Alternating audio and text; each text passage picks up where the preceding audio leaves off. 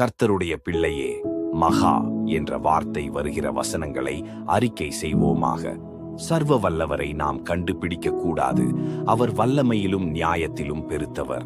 அவர் மகா நீதிபரர். அவர் ஒடுக்க மாட்டார். யோபு 37:23.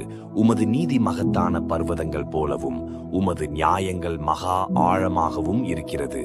கர்த்தாவே, மனுஷரையும் மிருகங்களையும் காப்பாற்றுகிறீர். சங்கீதம் 36. எல்லா மனுபுத்திரரிலும் நீர் மகா சௌந்தரியம் உள்ளவர். உம்முடைய உதடுகளில் அருள் பொழிகிறது. ஆகையால் தேவன் உம்மை என்றென்றைக்கும் ஆசீர்வதிக்கிறார். சங்கீதம் 45. ஜனங்களின் பிரபுக்கள் ஆபிரகாமின் தேவனுடைய ஜனங்களாக சேர்க்கப்படுகிறார்கள். பூமியின் கேடகங்கள் தேவனுடையவைகள். அவர் மகா உன்னதமானவர். சங்கீதம் 47:4. வடதிசையில் உள்ள சீயோன் பர்வதம் வடிப்பமான ஸ்தானமும் சர்வ பூமியின் மகிழ்ச்சியுமாயிருக்கிறது. அதுவே மகாராஜாவின் நகரம்.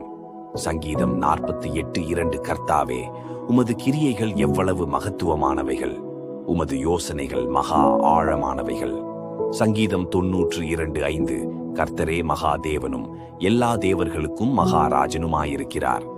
சங்கீதம் 95:3. நம்முடைய ஆண்டவர் பெரியவரும் மகா பலமுள்ளவருமாயிருக்கிறார். அவருடைய அறிவு அளவில்லாதது. சங்கீதம் 147:5. அவர் தமது வார்த்தையை பூமியிலே அனுப்புகிறார். அவருடைய சொல் மகா தீவிரமாய்ச் செல்லுகிறது. சங்கீதம் 147:15. இதோ, என்